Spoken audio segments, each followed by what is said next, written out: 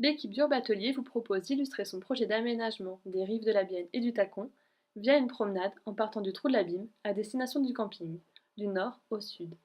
Des photomontages du projet seront insérés tout au long de la vidéo. Une carte représentant le parcours effectué accompagne cette vidéo afin de faciliter sa compréhension. La promenade commence au trou de l'Abîme, un patrimoine naturel remarquable dont la popularité s'est forgée autour des légendes qu'il a suscitées. Un sentier y a été aménagé, reliant le trou de l'Abîme au parking, situé le long de la route départementale 69, en direction de Saint-Quitral et de Longchaumois. Ce sentier comprend des passerelles aériennes sécurisées, des escaliers abrupts en rondins de bois et un sentier blanc, défriché et recouvert de gravier.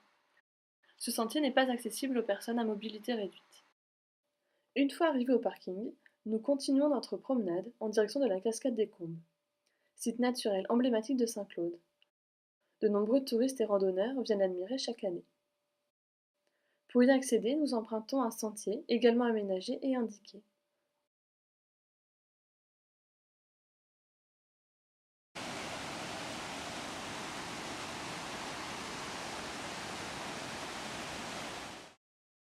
Pont en bois, sentier blanc et escalier en rondins de bois composent le sentier. Le dénivelé y est important. Lorsque nous arrivons à la cascade, le parcours continue pour rejoindre la départementale. Des bancs en bois et une aire de pique-nique avec 2 ou 3 tables en bois sont installés le long du ruisseau de l'Abîme, permettant ainsi d'admirer les seuils et cascades. Ce mobilier est à l'heure actuelle peu entretenu. Le sentier suit la trajectoire d'un pipeline, canalisation d'eau, et le traverse. Il n'est donc pas accessible aux personnes à mobilité réduite. Le parcours continue en direction de la rue du Faubourg des Moulins. Ce trajet, via la rue Jean-Jacques Rousseau, n'est pas filmé. Arrivé sur le pont du Faubourg des Moulins, une vue imprenable s'offre à nous. Les rives de Bienne, un seuil, les usines situées à fleur d'eau et le pont de pierre. Sur la rive gauche, nous envisageons l'aménagement d'une plage urbaine propice aux loisirs, à la détente et à la baignade, proposant ainsi de nouvelles fonctions à cet espace sous-utilisé à ce jour. Cet espace s'intégrerait dans le parcours des rives de la Bienne et serait également accessible via la rue du Faubourg des Moulins. Nous nous dirigeons maintenant vers l'ancienne usine Tacchini. Pour cela, nous empruntons la rue de la Papeterie. Nous traversons le petit pont, appelé couramment l'écluse, et nous longeons le canal de dérivation. Sur un sentier d'abord matérialisé par un cheminement en béton, puis des graviers, et ensuite une pelouse. Ce secteur est très agréable et apaisant. Nous sommes à fleur d'eau du canal de dérivation, entouré de végétation, et en contrebas, à notre gauche, nous apercevons et entendons la Bienne.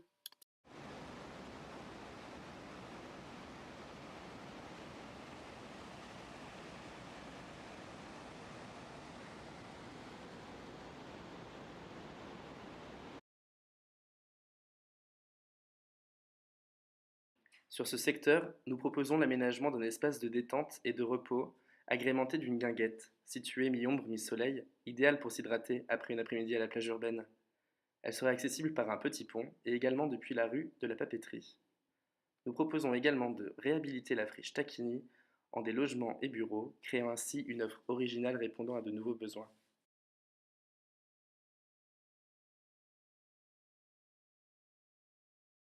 À ce niveau, longer la Bienne est actuellement impossible.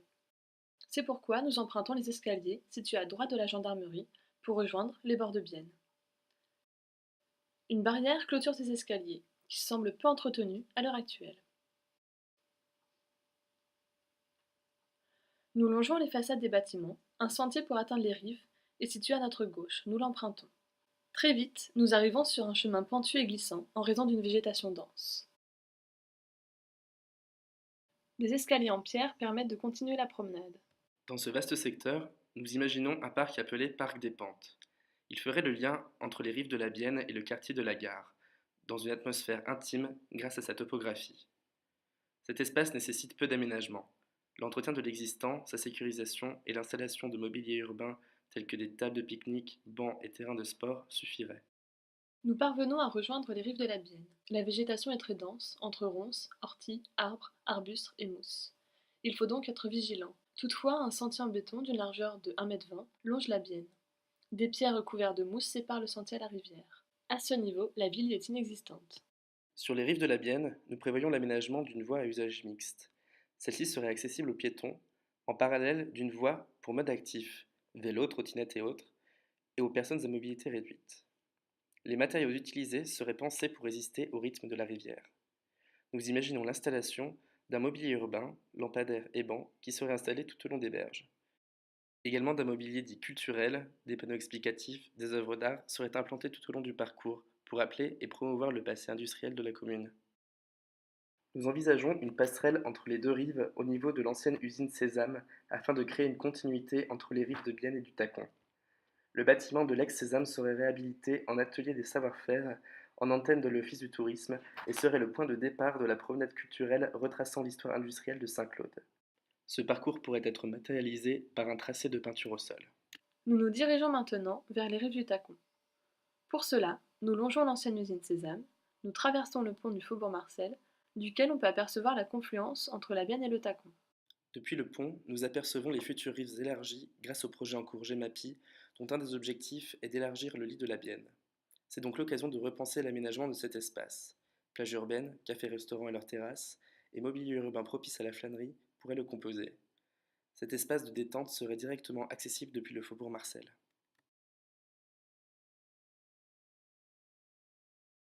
Continuons notre promenade par la rue du Plan du Moulin, puisque les rives du Tacon sont aujourd'hui impraticables, immersibles et non aménagées, bien qu'un sentier en béton existe. À l'avenir, ces rives seront aménagées. Le pont de la Pipe est situé à notre gauche. Nous l'empruntons afin d'admirer les rives du Tacon et ses futurs aménagements. Sur la rive droite du Tacon, nous proposons d'aménager le cheminement en béton existant en cheminement surélevé afin qu'il ne soit plus submersible, en bois d'une largeur minimale de 2 mètres. Il ne serait pas accessible aux modes actifs. Des mobiliers urbains tels que des bancs en béton pour rappeler les matériaux du mur seraient implantés. Cet aménagement permettrait de créer un cheminement agréable entre le Tomachon et les faubourgs pour les piétons. Ensuite, la promenade continue rue du Plan du Moulin. Des balcons belvédères ont été aménagés sur les buttes de béton, permettant de contempler la rivière.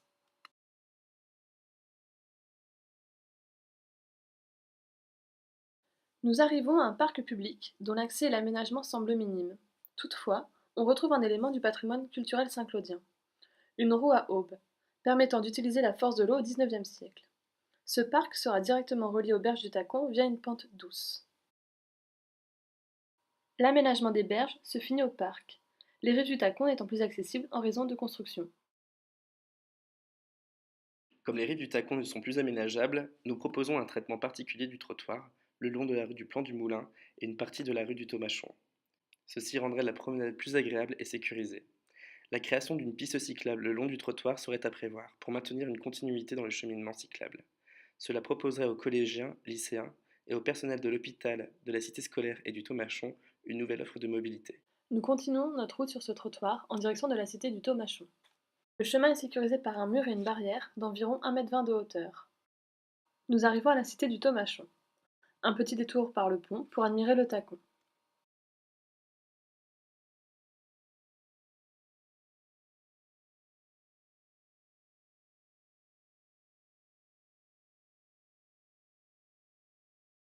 Nous allons rejoindre la cité scolaire, puis le camping, en suivant l'itinéraire existant.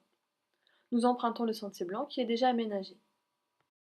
Il suit le cours du Tacon.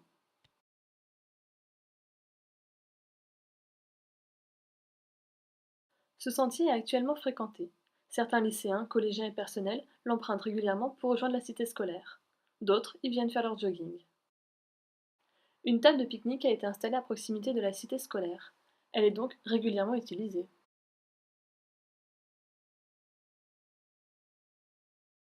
Nous arrivons au gymnase Val-de-Bienne et nous continuons en direction du camping en passant par la Grande Montée.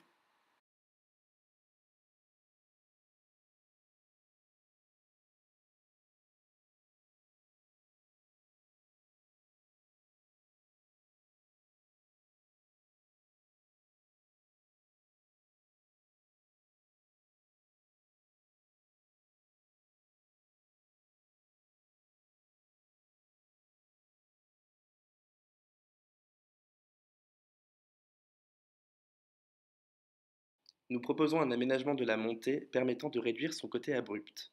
Profitant du défrichage effectué par la municipalité, une pente avec un cheminement en S permettrait de faciliter l'accès de tous au camping, piscine et terrain de tennis.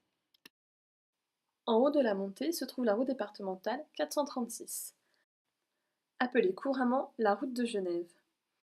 D'ici nous pouvons contempler Saint-Claude et sa typographie particulière. Pour finir, nous nous dirigeons vers les terrains de tennis, le parking, la piscine et le camping, en empruntant la route de Genève.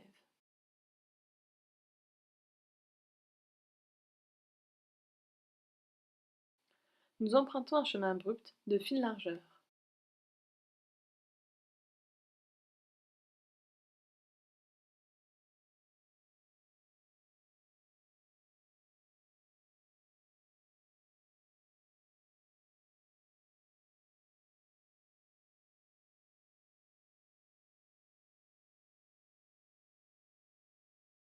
Nous arrivons sur le parking du camping, de la piscine et du terrain de tennis. Ce parking deviendrait un parking relais pour les départs de randonnée et pour les covoitureurs. Une meilleure signalisation permettrait un taux de remplissage plus élevé. Le parcours s'achève ainsi.